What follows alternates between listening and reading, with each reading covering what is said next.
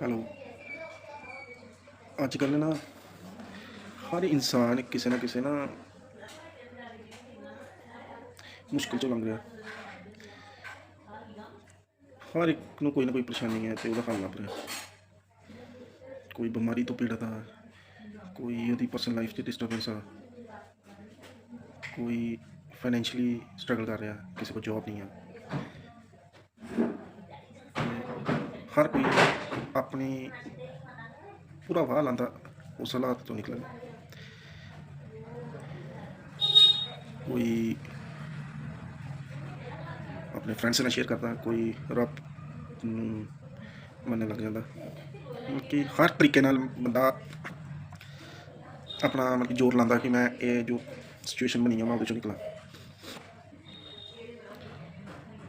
ਦੇ may be right ਔਰ wrong, ਪਰ ਮੈਨੂੰ ਲੱਗਦਾ ਕਿ ਵੀ ਆਲ ਆਰ ਪ੍ਰੋਗਰਾਮਡ। ਉਹ ਸਭ ਕਿਤੇ ਨਾ ਕਿਤੇ ਸਾਨੂੰ ਅਫੈਕਟ ਕਰਦਾ, ਚਾਹੇ ਉਹ ਸੁਸਾਇਟੀ ਵੱਲੋਂ ਹੋਏ, ਚਾਹੇ ਉਹ ਫੈਮਿਲੀ ਵੱਲੋਂ ਹੋਏ, ਚਾਹੇ ਉਹ ਸਾਡੀ ਖੁਦ ਦੇ ਵੱਲੋਂ ਜੋ ਵੀ ਸਿਚੁਏਸ਼ਨ ਨੂੰ ਪਰਸੀਵ ਕੀਤਾ ਗਿਆ ਸਾਡੇ ਆਪਣੇ ਥਿੰਕਿੰਗ ਪੈਟਰਨ ਦੇ ਥਰੂ ਹੋਏ। ਸੋ ਸਾਡੀ ਪ੍ਰੋਗਰਾਮਿੰਗ ਲਗਾਤਾਰ ਹੁੰਦੀ ਰਹਿੰਦੀ ਹੈ ਅਤੇ ਇੱਕ ਪੈਟਰਨ ਬਣ ਜਾਂਦਾ।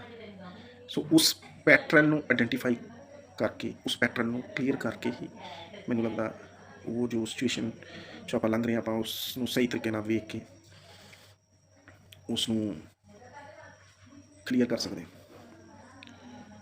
ਉਹਦੇ ਲਈ ਮੈਨੂੰ ਲੱਗਦਾ ਕਿ ਸਾਨੂੰ ਸਭ ਤੋਂ ਪਹਿਲੇ ਜੋ ਉਸ ਦੇ ਲਈ ਉਸ ਚੀਜ਼ ਨੂੰ ਕਲੀਅਰ ਕਰਨ ਦਾ ਜੋ ਪਹਿਲਾ ਸਟੈਪ ਹੈ, ਮੈਨੂੰ ਲੱਗਦਾ ਕਿ ਉਹ ਆ ਕਿ ਉਸ ਨੂੰ ਅਸੈਪਟ ਕਰਨਾ ਕਿ ਮੇਰੇ ਕੋਲ ਕੁਛ ਹੋਇਆ। ਉਹ ਗਲਤ ਹੈ, ਸਹੀ ਹੈ, ਉਹਦਾ ਆਪਾਂ ਜਜਮੈਂਟ ਨਹੀਂ ਕਰਨੀ। ਕੁਛ ਹੋਇਆ, ਕੋਈ ਕਾਜ਼ ਹੋਇਆ, that's why we have come across this situation. ਜਦੋਂ ਆਪਾਂ ਅਸੈਪਟ ਮੰਨ ਲੈਂਦੇ ਹਾਂ ਕਿ ਇਹ ਚੀਜ਼ ਹੋਈ ਹੈ, that's why it has come as a situation. ਮੈਂ ਮੰਨ ਲਿਆ ਉਹ ਗਲਤ ਹੈ, ਸਹੀ ਹੈ, ਇਸ 'ਤੇ ਨਹੀਂ ਆਪਾਂ ਜਾਣਾ। ਮੰਨ ਲਿਆ ਕਿ ਕੁਛ ਹੋਇਆ। ਸੈਕਿੰਡ ਸਿਚੁਏਸ਼ਨ ਆਉਂਦੀ ਹੈ, ਸੈਕਿੰਡ ਸਟੈਪ ਜੋ ਆਉਂਦਾ ਹੈ ਉਹ ਹੈ ਮੰਨਣ ਤੋਂ ਬਾਅਦ ਆਪਣੇ ਆਪ ਨੂੰ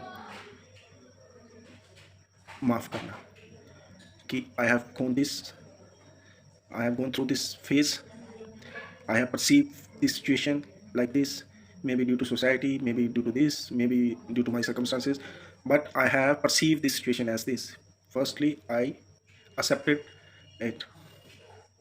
Secondly, I forgive myself कि मेरे को यह चीज़ हो गई, मान लिया। दूजा, माफ़ी मंग।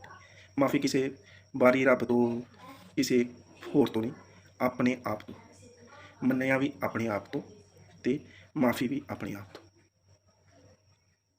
थर्डली जी चीज़ आनी है, स्टैप आना वा इस प्रोसैस दैट इज़ शुकराना।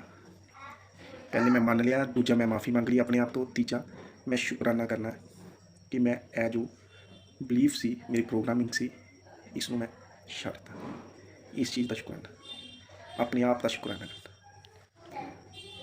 एंड फोर्थ स्टैप है जो अपने आप को प्यार करना। आई लव माई सेल्फ, किसी होर नहीं, अपने आप। And you will see that your whole system will revive. ताड़ी जो चीज़ों को परसीव करने की जो क्लैरिटी आनी शुरू हो जाएगी, जो ठहराव आना शुरू हो जाएगा ताड़े अंदर,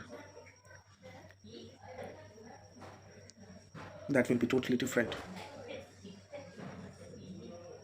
पहला, आई एम सॉरी, मैं मनना कि मेरे को कुछ होया। Secondly, I forgive my self, I forgive you, मैं अपने आप तो माफ़ी मांगता। Thirdly, thank you. And fourth one is I love myself, I love you.